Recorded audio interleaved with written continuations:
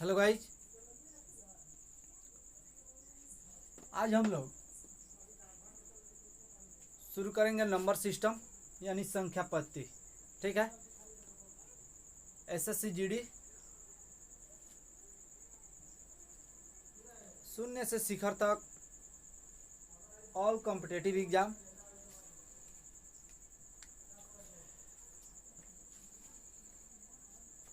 देखिए, मैथ्स को थोड़ा एनर्जेटिक होकर पढ़िए, अंदर से आप एनर्जी लाइए।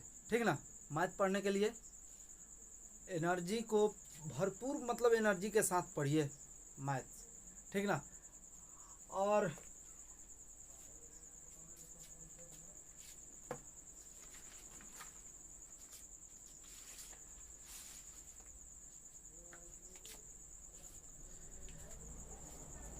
तो हम लोग शुरू कर रहे हैं।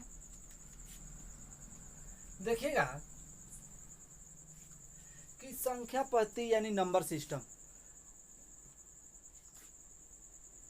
नंबर्स का मतलब कि कोई भी नंबर यानी संख्या यानी डिजिट। ठीक है ना। और सिस्टम का मतलब होता है उसको सजाना, यानी किसी भी चीज़ का सिस्टम एक होता है। ठीक।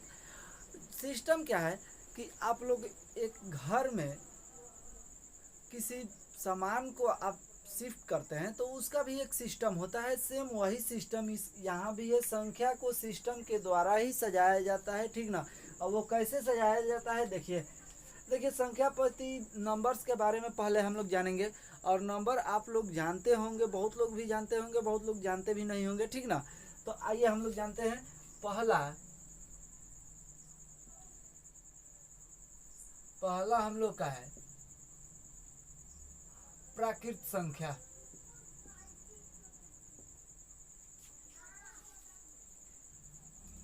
प्राकृत संख्या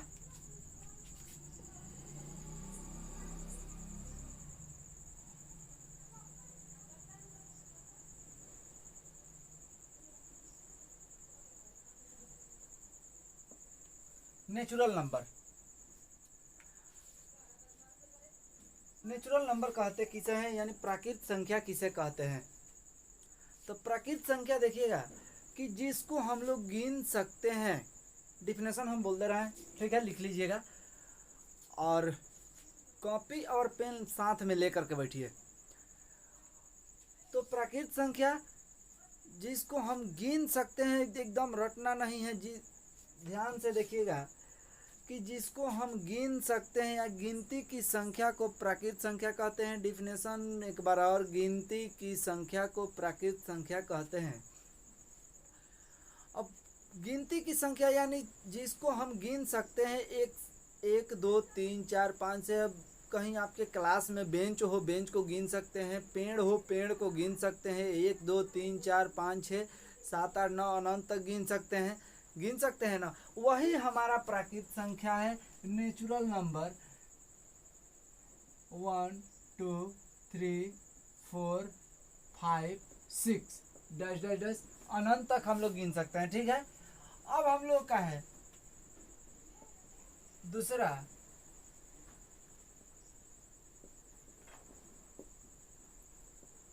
पूर्ण संख्या।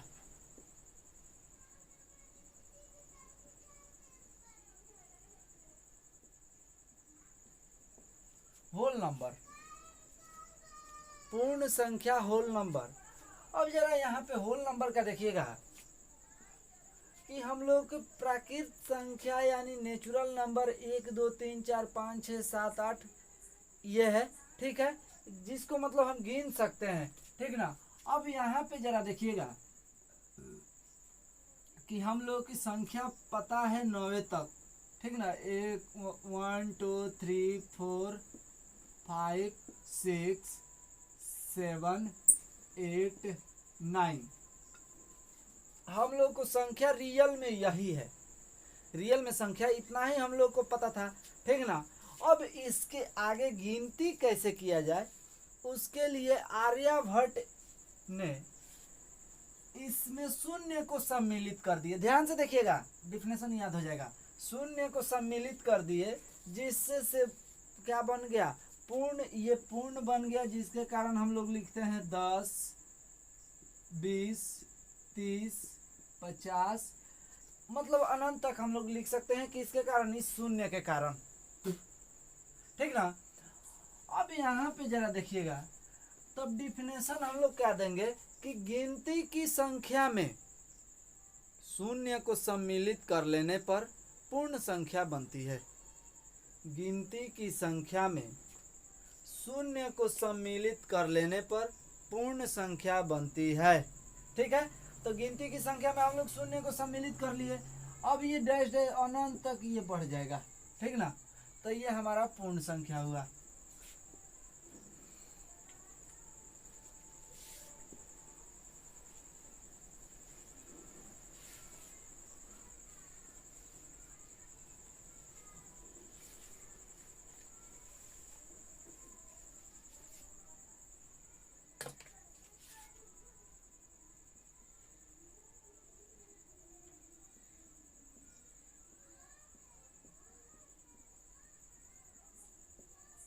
पूर्णांक संख्या किसे कहते हैं?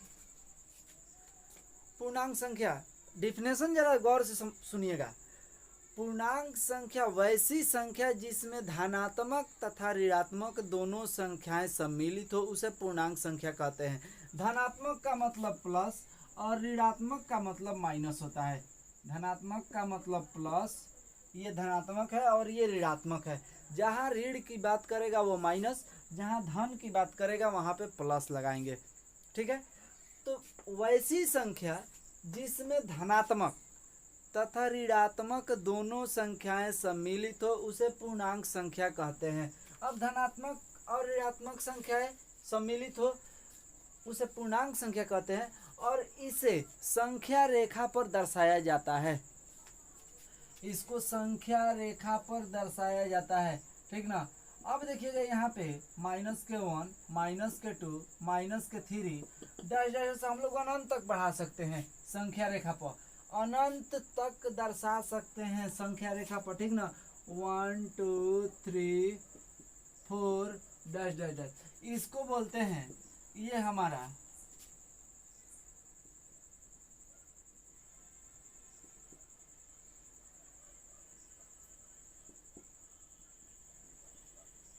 ऋणात्मक पूर्णांक संख्या,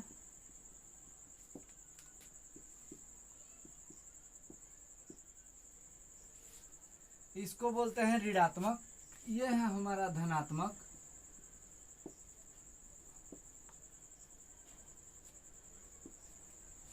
ये ऋणात्मक। जितने भी माइनस वाला है ये ऋणात्मक और ये धनात्मक। अब जब ये ऋणात्मक है, ये धनात्मक है, तो शून्य भाई क्या होगा? तो शून्य न तो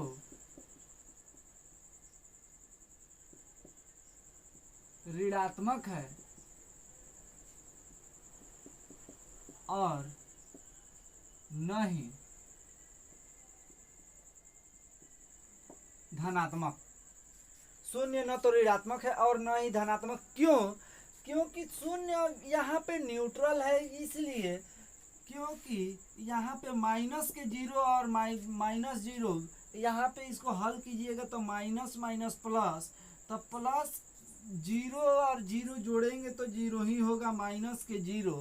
अब देखिए माइनस के जीरो लिखिए या प्लस में जीरो लिखिए या खाली जीरो लिखिए, बात बराबर, तीनों का बात एक ही होगा। क्योंकि जीरो में चिन्ह का वैल्यू नहीं होता है, माइनस और प्लस चिन्ह का वैल्यू कुछ नहीं होता है, ठीक है। चाहे कोई भी चिन्ह हो, ठीक ना, वहाँ पे वैल्यू कुछ नहीं होता है, ठीक है। यहाँ तक तो बात क्लियर।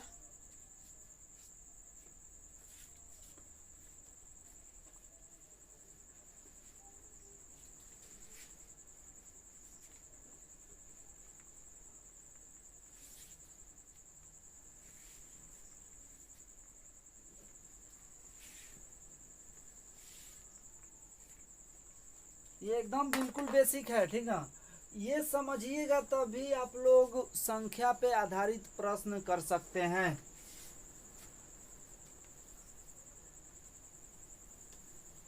ये आप लोग को याद होना चाहिए। देखिए आगे देखिए कैसे क्वेश्चन बन रहा है संख्या पे।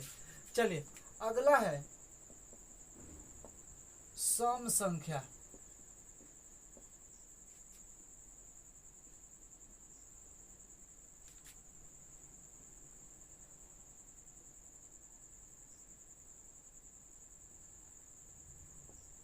इवन नंबर, ठीक है। सम संख्या वैसी संख्या जो 2 से पूर्ण विभाजित हो, वैसी संख्या जो 2 से पूरा पूरा विभाजित हो जाए उसे सम संख्या कहते हैं, ठीक ना। अब 2 से पूरा पूरा विभाजित होने वाली संख्याएं 2, 4, 6, 8, 10, 12 ये सभी सम संख्याएं हैं जो 2 से पूरा पूरा विभाजित हो जाएगी। यहाँ पे देखिए रटना नहीं है कुछ भी, हम बार बार बोलते हैं कि रट करके किसी भी चीज को याद मत कीजिए, लॉजिक समझिए उसका क्या है, ठीक ना।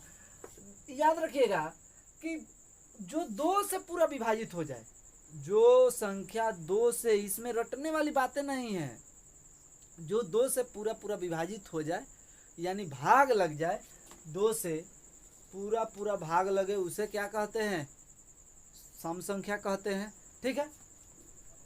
अब अगला है हम लोग का विषम संख्या।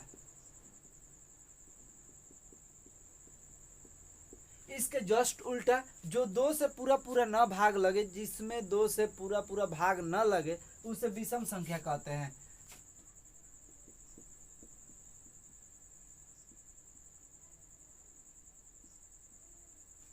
ठीक है, जिसमें 2 से पूरा पूरा भाग न लगे उसे विषम संख्या कहते हैं। जैसे 1, 3, 5, 7, 9, 11 डैश डैश डैश, ये हमारा सम संख्या है, सॉरी विषम संख्या है, ठीक है। इसमें 2 से पूरा पूरा भाग लगेगा, नहीं लगेगा, तो ये हमारा विषम संख्या है।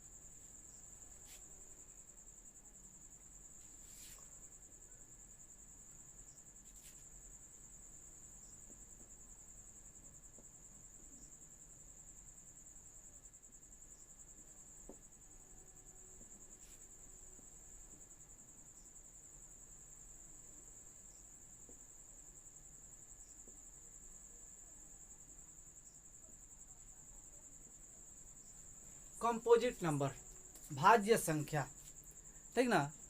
डिफिनेशन कॉपी कलम लेकर के बैठिए, डिफिनेशन लिखते जाइए। देखिए जितना अच्छा से इसको समझिएगा ना, आपका उतना ही संख्या पे जितना भी क्वेश्चन होगा आसान बनेगा। कंपोजिट नंबर वैसी संख्या जिसमें स्वयं और एक के अलावा किसी अन्य संख्या से भाग लगे उसे भाज्य संख्या कहते हैं। वैसी संख्या जो स्वयं और एक के अलावा किसी अन्य संख्या से भी भाग लगे उसे भाज्य संख्या कहते हैं। जैसे में देखिएगा कि 4, 6, 8, 9, 10, 12, 14, 15 डैश डैश डैश, ठीक है। अब आप लोग के मन में होगा कि 2 भाज्य संख्या है, तो डिफिनेशन के तौर पे देखिएगा कि 2 भाज्य संख्या नहीं है, अभाज्य संख्या है, क्योंकि 1 और 2 से ही भाग लगेगा। इसमें 2 ही संख्या से भाग लग रहा है, तीसरा किसी संख्या से भाग नहीं लग रहा है, ठीक है। इसमें डिफिनेशन का बोल रहा है कि वैसी संख्या जिसमें स्वयं और एक के अलावा किसी अन्य संख्या से भी भाग लगे उसे भाज्य संख्या कहते हैं, लेकिन इसमें कोई अन्य संख्या से भाग नहीं लग रहा है, ठीक है, तो ये भाज्य संख्या नहीं होगा। लेकिन यहाँ पे 9 को देखेंगे तो 1 से लगेगा, 3 से लगेगा और फिर 9 से लगेगा, 3 संख्या से भाग लग रहा है। यानी ध्यान में रखिए कि 2 से अधिक जिसमें भाग लगे वो भाज्य संख्या है, और जिसमें 2 से अधिक भाग नहीं लगे वो भाज्य संख्या नहीं है।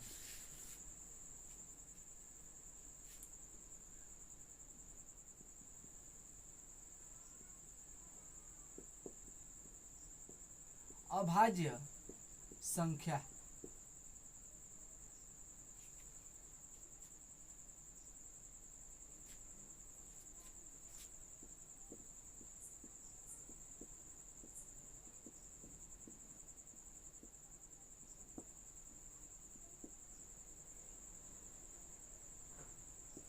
प्राइम नंबर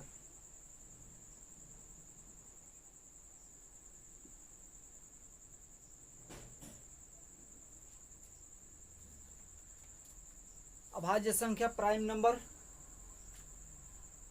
वैसी संख्या जिसमें स्वयं और एक के अलावा किसी अन्य संख्या से भाग न लगे यानी विभाजित न हो उसे क्या कहते हैं? अभाज्य संख्या कहते हैं। वैसी संख्या जिसमें स्वयं और एक के अलावा किसी अन्य संख्या से विभाजित न हो उसे अभाज्य संख्या कहते हैं। जैसे में 2, 3, 5, 7, 11, 13, 17 डैश डैश। देख लीजिएगा ये संख्या दो ही किसी संख्या से कटेगी, एक और स्वयं के अलावा किसी अन्य संख्या से इसमें भाग नहीं लगेगा। ठीक है, किसी को भी देख लीजिए 1 से लगेगा, 13 से लगेगा। 5 को देख लीजिए 1 से लगेगा, 5 से लगेगा, अन्य किसी संख्या से भाग नहीं लगेगा। तो ये हमारा अभाज्य संख्या है।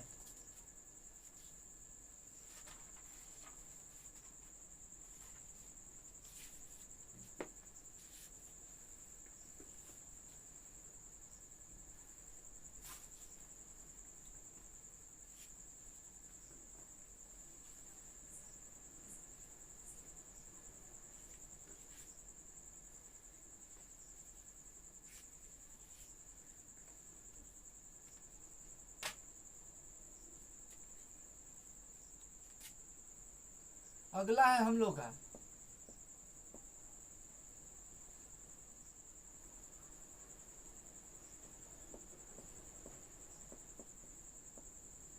परिमेय संख्या।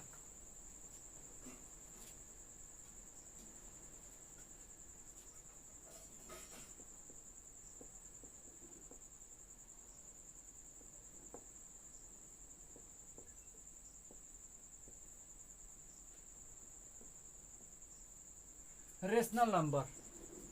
ठीक है, परिमेय संख्या।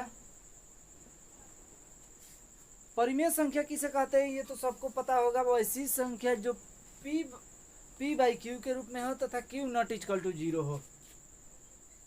p बाई क्यू के रूप में हो तथा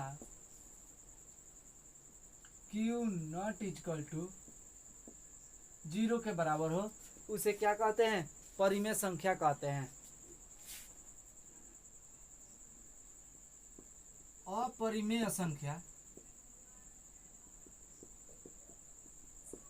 किसे कहते हैं? तो वैसी संख्या जो p बाई क्यू के रूप में न हो तथा q नॉट इक्वल टू 0 के q नॉट इक्वल टू 0 हो वो अपरिमेय संख्या होगी। अपरिमेय संख्या वैसी संख्या जो p बाई क्यू के रूप में न हो, p बाई क्यू के रूप का न हो तथा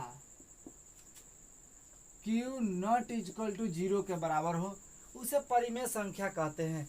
अब देखिएगा एक नया चीज कि यहाँ पे अब आता है हम लोग को वास्तविक संख्या।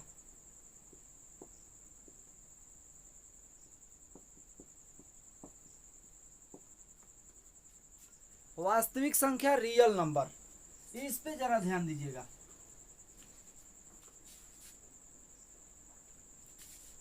वास्तविक संख्या किसे कहते हैं? सभी संख्याओं के समूह को वास्तविक संख्या कहते हैं। सभी संख्याओं के समूह को वास्तविक संख्या कहते हैं। वो सभी संख्या क्या है? प्राकृत संख्या, पूर्ण संख्या, पूर्णांक संख्या, सम, विषम, परिमेय, अपरिमेय, भाज्य, अभाज्य, टोटल संख्याओं के समूह को हम लोग क्या कहते हैं? वास्तविक संख्या कहते हैं। ठीक है, यहाँ तक आपका संख्या यानी डिजिट के बारे में हम लोग जाने। अब इसके बाद हम लोग क्वेश्चन करेंगे अगले वीडियो में। तो आज इतना ही रहने दिया जाए। जय हिंद।